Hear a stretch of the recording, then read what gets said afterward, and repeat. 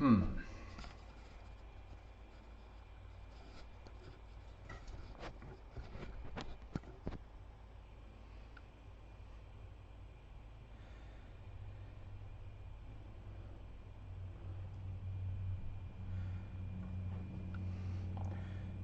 Okay, we are live, broadcasting coast to coast,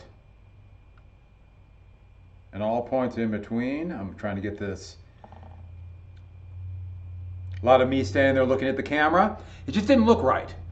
Okay, so a couple things in. The quiz has dropped. The quiz chapter 12, and that is, I think, 10 questions and only one short ID. And so as soon as you log on, you have 10 minutes. And it times you. I get the time. And so anything over 10 minutes, I'll adjust. But I just want you to get done fast, be concise on it. Don't forget on the short ID, you're going to pick one of the two I told you in class yesterday. But make sure you explain what, where, when, as much information in that first couple sentences. Give an example, something specific, not just, it was religion, and then what it led to, why it was important. That's the big thing. And both of them, don't forget, are the cause of the incredible changing economy or the result of the incredible changing economy. And so just make sure that you go through that. And there are a few people on. We're going to go through a little bit more. I am recording this. Let me know if the sound doesn't work. There's been some sound issues on the YouTube, and I have no idea why. It doesn't appear to be my mic. And it seems as though that my program is working. I've tried it. I've checked it out. And so if it doesn't work, let me know, and I'll have to make adjustments. I don't know what to do. But let's go ahead then and get started on this. And now I've gone fuzzy. Let me check one thing really quick. Yeah, the creative process. Oops.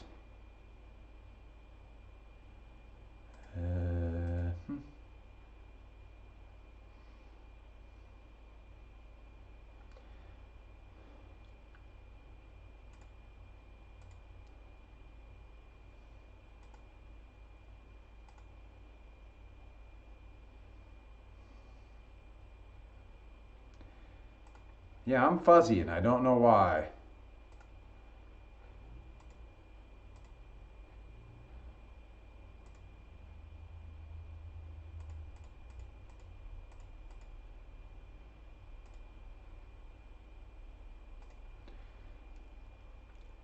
Well, I don't know why I'm fuzzy. Hopefully the rest of it works okay. It seems like the rest of it's coming through. It's just something to do with either my camera or... Yeah, it's so weird. Okay, I'm not going to worry about it. So, we talked a little bit about the Federalist era and went through the big disagreements that led to the two major political parties, the Federalists and the Republicans. And the Federalists revolved around the ideas of Alexander Hamilton, the Republicans, Thomas Jefferson, and James Madison. And Madison has made a big shift to be more democratic and more with people. It's still not quite right. Seems a little better. Sorry about that. So more with regular people, the common man. Remember, common man did not mean mediocre. Common man meant that not of aristocratic birth. And so the Federalists were more urban. They want industry, more aristocratic. The Republicans, more rural, southern, western, more, at least idea of the common man, agrarian society. So this bitter, dirty election between John Adams and Jefferson. And remember, the electors each had 2 votes. The thought was the second place vote would be the vice president, and that's where you get the crisis. Adams would get, just a quick review, Adams would win the Electoral College, but Jefferson would be second place, and this would lead to a horrible crisis. And so let me get my pointer. Okay, so Just quickly, the XYZ affair, that's when three U.S. diplomats went to France, and three French, free French diplomats at the foreign ministry demanded a loan. They were dubbed X, Y, and Z, which is a bribe to see Talleyrand, the foreign minister. This map, this picture, remember the United States, that's Lady Columbia, how American Indians represented liberty. But with that, foreign ministry seems to be sounding okay. And it would infuriate the United States, leading directly to the Quasi-War. And the Quasi-War was an undeclared war, a naval war, where the U.S. Navy would go out and try to find French corsairs, those pirates that were involved in the Anglo-French War. Remember, the Federalists were pro-Britain, basically, and accused of being traitors with that Jay Treaty. The Republicans were more pro-French. This horrific poster, cartoon is one of the most famous. These are American diplomats. And this meaty-headed monster is Talleyrand and all these different ideas. And this is the evils of the French Revolution. And this is supposed to be French liberty. And French liberty is shown in all these very dramatic French paintings as this beautiful woman leading the charge for liberty. But look how they draw it here. And she's leading to the execution of somebody, and the blood is spewing behind. And there's something else here. You'll notice this. This is somebody clearly of African descent. And the big issue here is that partially motivated by the American and French Revolution, the French colony of Santo Domingo, which is Haiti, they rebelled. The slaves rebelled, a big slave rebellion. And this is attacking them for the slave rebellion. We'll come back to Haiti. So, they created a new department, new cabinet level post, and it was called the Department of Navy. The Federalists in Congress created this, and there was a Department of War, a separate Department of the Navy, which those two would be the two departments that saw the U.S. military until after World War II, until 1947. They were combined into the Department of Defense and included the Air Force. And the U.S. started to make a series of very small, fast, well-armed, never that small, actually, let me rephrase that. They weren't ships of the line. They were big frigates, but fast, well-armed ships. Pretty expensive. The U.S. did not make a lot of them, but they outgunned every frigate. Pretty much every frigate that the British and the French had. But they were no match to ships in the line. And to build it, they started raising taxes. Taxes, continued the whiskey tax and the tariff. Excuse me. And this infuriated Republicans. And these are a couple of ships. This is the U.S. This is the Constellation. The Constellation is rebuilt, and it's in Baltimore. And they fought a couple. These were small battles. This wasn't. Okay, it's a big battle if you're actually there, but these were basically ship-to-ship battles between either French frigates or French corsairs in the high seas. There was no declaration of war. And more, the Federalists are going to be dubbed Tories. Need a drink, sorry, start talking. Not quite in school mode yet. And these ships would form the backbone of the U.S. Navy for years. The U.S. Navy was always very small. A Navy's expensive. I should add, I jumped the gun here. Let me go back. This is the Constitution right here. And the Constitution was a U.S. Navy vessel built at the end of the 18th century, and it is still in the United States Navy today. It's a U.S. Navy ship. It's crewed by a U.S. Navy crew. It's in Massachusetts, and if you go to Boston, you can tour the ship. I highly recommend it. It's really cool. Okay. We're going to jump ahead. We're going to have time for that. This is going to lead right to the Alien and Sedition Acts. And the Alien and Sedition Acts were passed because of Republican criticism. The Republicans were bitterly criticizing the Federalists. And the Federalists saw this as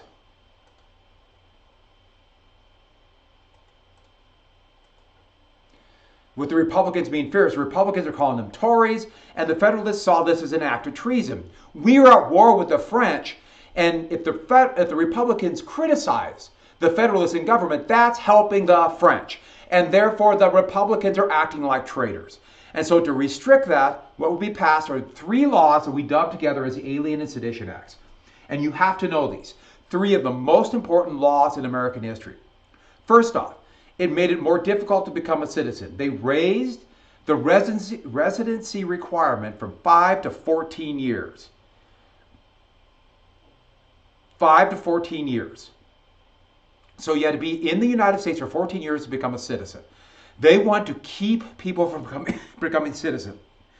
Now they argued that by saying this will avoid the next part, to not allow for dangerous, and that's how they spell dangerous in the document. There's no dictionary yet. No dangerous aliens, no immigrants like Citizen Gannett. As they saw, Citizen Gannett was undermining the government by promoting revolution. But the real reason is they assumed new immigrants were going to be Republicans. And lastly, it said no criticism of the government in time of war, meaning any criticism of the government will help the French. But in a republic, especially a republic where you have, well, voters pick the members of the House, but there's still going to be debate on who's going to be picked in the state assemblies for the Senate or the Electoral College. With the opposition party not being allowed to criticize the government, that is something that dictatorships do. And immediately, this brought up the issue of the Constitution. Was this a constitutional violation? Did it violate not only the essence of the Republican form of government, but more importantly, the First Amendment? The First Amendment said that the right of speech cannot be taken away. And does that take away the freedom of speech? Well, Adams, he actually did not like this law, but he signed it because he believed it was constitutional. He believed it was. There was no mechanism to decide what was constitutional outside the president, and he signed it. The problem for Adams was it became his law. So the big argument for the Republicans, as they saw it, is when you ask who did it target, and this is what you have to write down. Please write this down. It targeted Republicans. It was to silence their criticism, to weaken the Republican Party, and to threaten the arrest of any Republican that criticizes the Federalist. It's not that they arrested that many, but most rational people do not want to be arrested. And they justified it by act of war. They said, we're at war, we need to restrict speech or the enemy wins. Laws like this, to limit what is actually a citizen and then to limit their speech, this would become, well, in fact, it was before this, but this is the template for a totalitarian state. Ban speech. Well, first off, go to war. Ban speech. If you want to create a totalitarian state, I don't think you should. Hey, I'm making a stand against totalitarianism. That's the first thing you do. You shut up the opposition. Jefferson and Madison were furious, and this would lead to 2 resolutions in state houses. The brand new state of Kentucky, which it was written by Jefferson, the vice president, and in Virginia, written by Madison. So the Kentucky and Virginia resolutions would come out. This is a handbill of the Kentucky resolution right there. And this said, we have a constitutional crisis because the Federalists in power have just violated the Constitution. So what does that mean? Well, what they said was that the states could nullify unconstitutional laws. So that's what I wrote down there, nullify. What does nullify mean? Nullify means the states do not have to obey them. So they can say, okay, the federal government can pass your law, but we don't have to obey them in Kentucky or Virginia and other states. Now, this was just a resolution saying we can do this. And then if the federal government says, no, wait a second, we command you to obey those laws, then the state has only one other option, according to Kentucky and Virginia: secede. And everybody knows secession will blow up the country, and that will be civil war. If you secede, you're starting civil war, because the country can't survive if states can just leave. And this is actually really amazing. First off, Madison was the main author of the Constitution. He never thought states could nullify laws. He always thought the presidents could.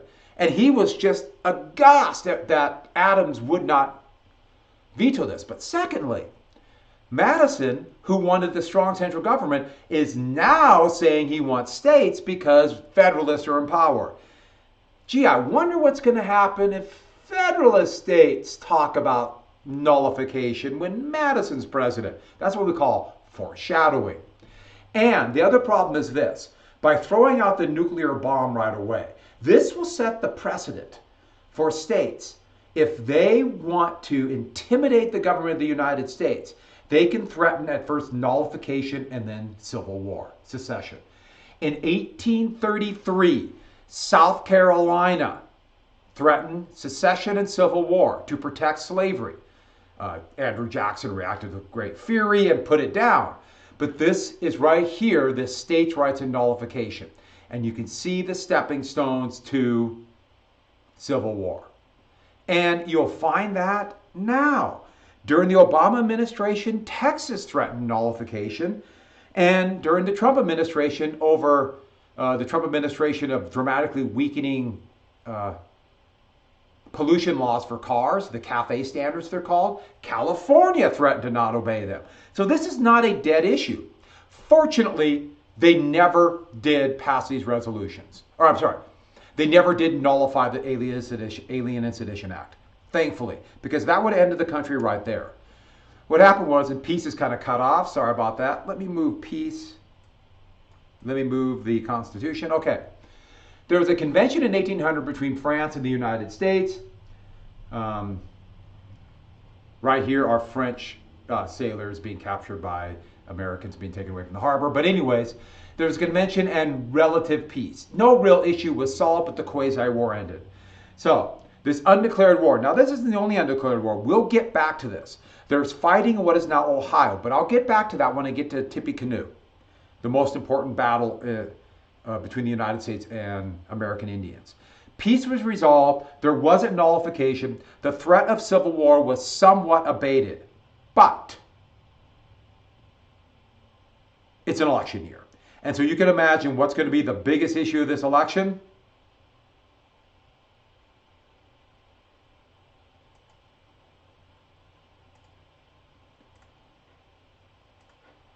That quasi-war.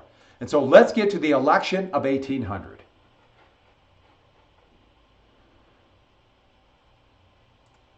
The age and new heading, we had the Federalist era and now the age of Jefferson.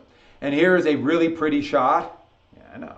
A really pretty picture of the Jefferson Memorial from the other side of the tidal basin. It's really a pretty spectacular memorial. I like memorials, even though I know they're meant to idolize and present a certain point of view. It's always a mixed feeling for me. But if you get the chance to go to Washington, D.C., please go see that one. Pointer option, laser pointer. So here comes somebody riding by with a tub on their back. Okay, interesting. Moving on. Here we have the election of 1800. And the election of 1800 is a rematch of the election of 1796. Right here, Thomas Jefferson. And this very creepy flag of Jefferson, and right here, John Adams, no. And then here, this matronly woman, or matronly looking man named John Adams. Remember I told you about paintings? And this very creepy picture of the Federalist cartoon for all the states, or Federalist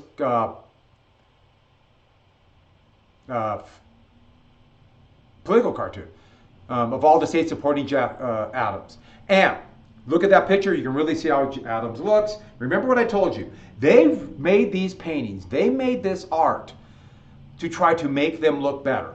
They wanted to portray them, and they would lessen the edges. And so think about that whenever you look at art from that era. I've talked about this before. Men below the age of about 35, or everybody below the age of 35, look about like a junior high age young woman, girl. And anybody over 35 looked like a senior citizen age woman. That's how they drew the paintings there. And I'll give you a classic example. I figure this is a good time to show you one of the great paintings of all time. The Habsburg Empire was infamous for basically cousins marrying cousins. These were empires in Spain. And let me give you the result of, now this is a painting, which is also a warning against inbreeding. Why trains would be such a big deal. That's another story. Are you ready? This will shock you. This is Philip IV. No, it's not. Get rid of that. Philip IV. Look at that painting. Actually, that's Charles V. That's Philip IV. That's Charles V. Charles V, in the 16th century, one of the biggest empires in the world. Here's Philip, his great-great-great-grandson, and his jaw was so worthless he could not eat.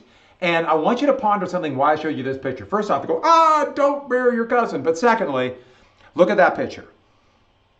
They're trying to make him look better. That's trying to make him, Charles V or Philip IV, look more human. Just imagine what they really look like. That is what I was talking about with paintings. Always take them with a grain of salt. Portrait paintings is really impressive, but don't forget. So let's move on. Adams and Jefferson are running another bitter, nasty campaign. But remember, the campaign is not running for people's votes. What they're campaigning are to get state assemblies, like let's say New York, to pick electors that would be pro-Jefferson or Adams. And that is why both sides realized we need a vice president. They came up with a strategy I'll tell you in a second. But they need a vice president that will appeal to a different area of the state, a different area of the country. Jefferson is a Virginian. They figured they'll get most of the votes, if not all, in the South. Aaron Burr, he's from New York. He had been a secondary candidate for vice president in 1796. He was a patriot, a war hero. He has a very complex reputation. You'll see them listed as kind of a scoundrel. It's more complex than that, even though he was clearly very ambitious. But he's from New York, and that could get New York electors. And so after this bitter campaign, and one other thing. Candidates did not campaign for themselves. That did not happen until the 20th century.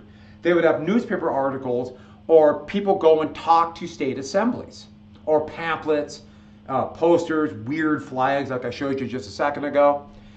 And when the day was done, remember they each had 2 electors. Jefferson got 73 electoral votes. Adams got 65. But remember, they each had 2. The plan was for all the electors, Federalists, for example, all of them would vote for Adams, and then they would all vote for Timothy Pinckney. Or Charles Pinckney. This is Charles Pinckney. Charles Pinckney. All but one guy from New York would vote for John Jay. And the whole reason for that is there would not be a tie. So if Adams won, got the most electoral votes, Pinckney would be vice president. The Republicans were going to do the same thing, but nobody was sure who was supposed to vote for Clinton, the governor of New York. Nobody was really sure. And so they all voted for Burr, and therefore we have a tie. If there's no winner with the majority of the vote, a tie is not a winner, it goes to the House of Representatives. And this became a constitutional crisis. Now, everybody assumed, even the Federalists who were terrified of the radical Jefferson taking power, Jefferson was not that radical, that everybody assumed Burr would step aside and say, don't vote for me. But Burr, he made it clear he kind of wanted to be president. This is not a bad deal. What is he supposed to do? Step away? He got 73 votes. Each elector has 2 votes. He got the votes. He should still be president. This is a pretty, this is a pretty dirty trick that he played on Jefferson. And it's going to go to the House of Representatives. And a lot of Federalists were gleeful. Here's our chance. If we can't have Adams, let's get Burr. That will blow up the Republicans, humiliate the leader of the Republicans, Jefferson, and give us a chance down the road. And so in the House, each state gets 1 vote. For some reason, I got, it's got a shadow there. I don't know why. Each state has 1 vote. Well, as you can see from that, 2 Federalist states just said they wouldn't vote. But Jefferson won 10-4. Why did Jefferson win? Well, there's lots of reasons. A number of Federalists made the decision in states like New York. This will be a disaster for the Republican Party. Or I'm sorry, a lot of Federalists said this would be a disaster for the Constitution. If the Constitution is so flawed that it will pick somebody who is clearly not meant to be president and give them the potential to have that kind of power, that could blow up the entire republic. And one of the leaders of that was, here we have Federalists, one of the leaders of that movement was Alexander Hamilton. Hamilton despised Burr. This goes back to, they're both New York politicians, and at first, Burr was very jealous of Hamilton with Hamilton's power in the Washington administration, and then Hamilton was very jealous of Burr when Burr was governor of New York before Clinton and became a very prominent politician. And Hamilton always thought Burr was inferior to him. You know, these are two war heroes, both very flawed people, but Hamilton, through his support with a few Federalists that still liked him, nobody really liked Hamilton, to go for Jefferson. Burr will never forget this. In fact, in 1802, Burr would try to become governor of New York again, and Hamilton once again went against him. We're leading to something. But this is not the only thing. So Thomas Jefferson's president. Federalists were mad about this, but Federalists basically accepted this. They're mad about something else. And I'm going to show you a cartoon that was from 1801 attacking the new President Jefferson. Remember the Three-Fifths Compromise. Well, northern states and the Federalists, remember they're mostly northeast, they were calling that slave power. And they said that the only reason Jefferson got elected president was because of the over-representation of slaveholders in the U.S. House of Representatives. Remember, every state has the number of electors based upon members of the Senate, every state has 2, and then the House, which is by population. And the Three-Fifths Compromise gave over-representation to the slaveholders, who were the only ones who could vote in the South. The slaveholders. And therefore they picked their president, and that's why they called Jefferson the Negro president. And slave power and the Negro president were not that slaves had power or Jefferson cared anything about people of African descent. It were that the slaveholders had power.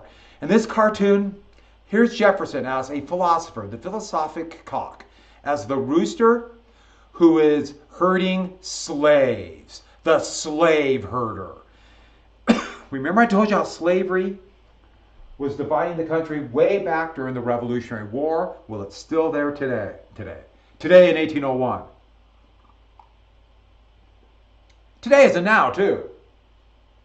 So, if there were no Three-Fifths Compromise, and they only counted white citizens as slaves, hey, I know, that's horribly racist, but I'm telling you the point of view of the Federalists.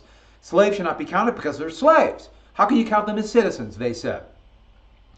If it would have happened, the vote in the Electoral College would have been Adams, 65, Jefferson, 62. Virginia would have lost 7 electoral votes. 7. And that would have been crucial. Now, that's also assuming that all 4 of these Federalists would have still voted for Adams. They might have lost one, so it might have been 64, 62. But the point is, without slave power, Adams would have been elected president. Now, the Federalist Party is going to die. But this is going to lead to an anger, a fury over slave power that's going to go on for the next 60 years. Soon a movement to stop the spread of slavery, not just because slavery they thought was wrong and immoral, but to stop slave power. Slave power is one of those underestimated issues that infuriated the North. And the issue will come up in the 1804 election about slavery. When Jefferson, as the slave herder, it will become an issue about his relationship with one of his slaves, Sally Heming. And it will actually become a big attack. Sally Hemings was Jefferson's wife's slave. Jefferson's wife passed away, And it's clear, sorry, that chronic sinus infection I told you about.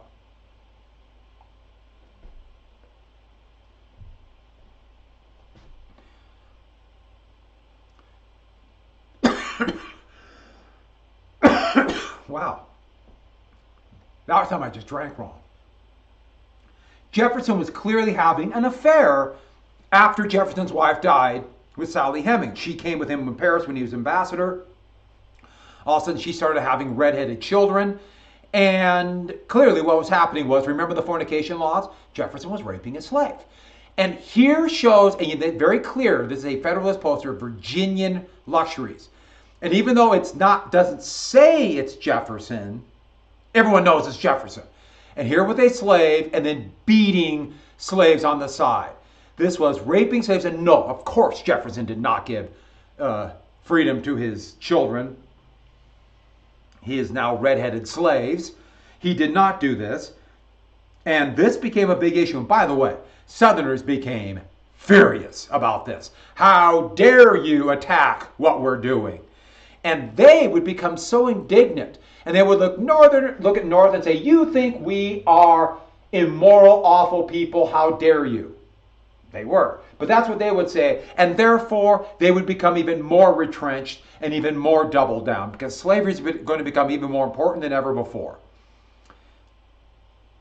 And so, I can't emphasize enough the issue of slave power. And don't forget the fornication laws. Don't forget what was happening here. And there's going to be really cheesy, in fact, there's a couple cheesy movies and cheesy books about this, implying this is some kind of love affair. Hey, this is rape. We talked about this with the fornication laws. Jefferson really does personify so many of the good and bad things about the United States.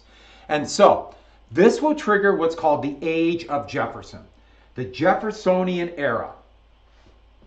And Federalists really believed that Jefferson was going to come in and destroy the country, destroy everything. As it turned out, Jefferson was much more moderate than they thought. Of course, they didn't even know what moderate was. You know, they were just convinced that Jefferson was going to bring the guillotine to the brand new capital, Washington, D.C.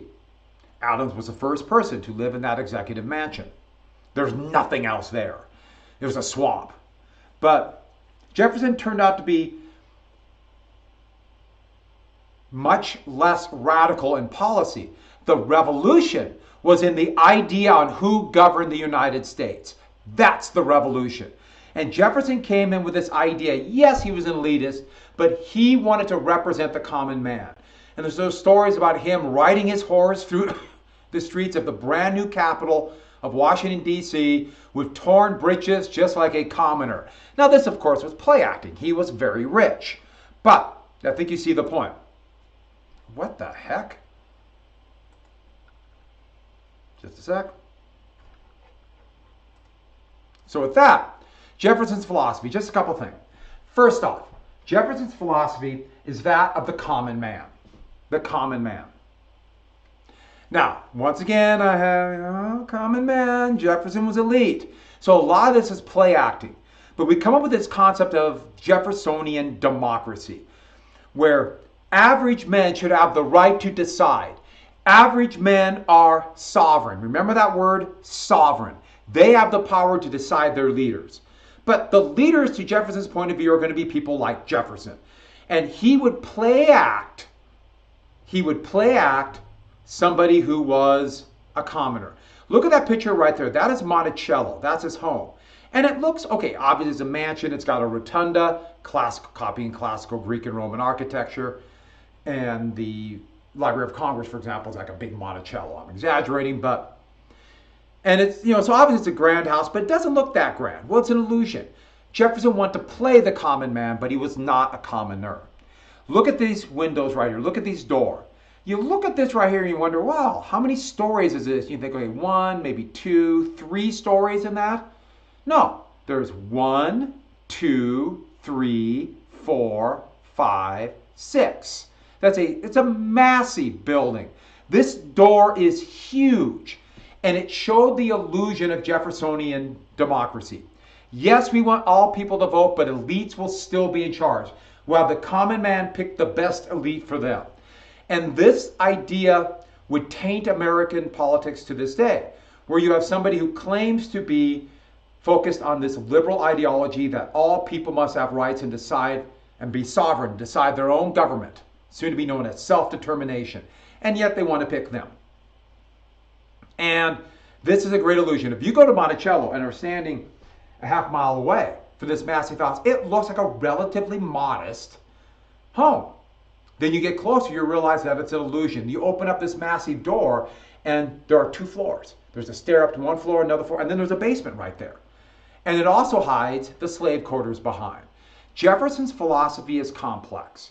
It's going to have great influence, but it did hide the reality. The next part of Jefferson's philosophy, he wanted an agrarian society made up of yeomen. What is agrarian? Agricultural. Yeomen are independent farmers, so it's a great term from England. We don't use it as much anymore. Heck, there's hardly any independent farmers left.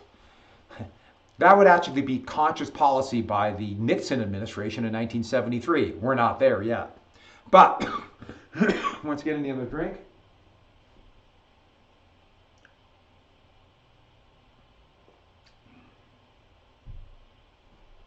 Once you swallow wrong, then it becomes like a problem for at least for me. There we go. What Jefferson believed, and this goes back to remember the pursuit of happiness, or life, liberty, and pursuit of happiness. Land ownership means you're truly free. Land ownership. If you own your own land, you're independent. Therefore, you can have your liberty, freedom of conscience, and therefore pursuit of happiness. Go as far as your abilities take you. But you need land ownership. So here is a kind of a symbolic picture of a yeoman out in the frontier. This is actually from the Grange of the 1860s in Ohio, but it's like the farmer as the master of their own domain. And therefore they were opposed to wage earners. So idealistic or ideologically completely opposed to the Hamiltonian vision of factories with wage earners. They were opposed to that because if you work for a wage, you are not free. Because you must do whatever your employer says or you lose your wage. And therefore you can't have a free republic. You can't have a free republic. But, once again, we're talking play acting. The land of small independent farmers, Jefferson was a big plantation owner with over 200 slaves. He wasn't a small independent farmer. And what's going to help Jefferson won't necessarily help small farmers. He talked about it. He wanted it. Part of the policy would be for these small farmers. But it's not quite the reality. I should add, being a yeoman would be the American dream. Put a little asterisk by there and write down the American dream. This would be the American dream of people who came to the United States from Europe and other places. When they came here, the idea was, I'll own my little piece of land. And that was always the goal, up until the 1930s. The whole idea was, okay, people would, if once you finally got your money, you could get that piece of land. And there's still vestiges of that to this day. I mean, think of how many multimillionaires and billionaires will get very wealthy and then come and buy a piece of land. I mean, they come to Montana all the time, go to Bozeman, and then go play act as a rancher. And they're just really very rich. That dream still exists. Some even try to take over state government. It's actually kind of amusing how many come here because of that in Montana and then try to take over. Gee, I wonder if that's happening now. Next, frugal government. Jefferson was very worried about spending too much because remember the Assumption Bill. The Assumption Bill would lay all this debt, and as Jefferson saw it, the debt would be owed to rich merchants, but the tax money would come from farmers. And so, through tariffs, or like a whiskey tax. So he would be anti-tax because as he believed it, taxes were unfair to the big plantation owners, but also would gouge the yeoman. And so, he would propose not only, or go against anti-tax, but also downsize the military, one of the most expensive parts of the government. And so, for example, here's the fort at West Point. What tiny, small standing army the U.S. had would be cut back, and the Navy would go into disrepair. That's the Constellation, one of those ships built during the Adams administration. And if the United States was not at war with anybody, this is a very sound policy. What if you go to war with, let's say, the most powerful empire in the world? Gee, I wonder what will happen in 12 years. War of 1812, obviously. Next, last couple things. He feared the large central government.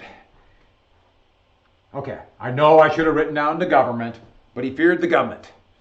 And someday I'll tell you why I call it government. It involves my summer job for years and hearing guys talk about the government as they got their government checks. But that's another story.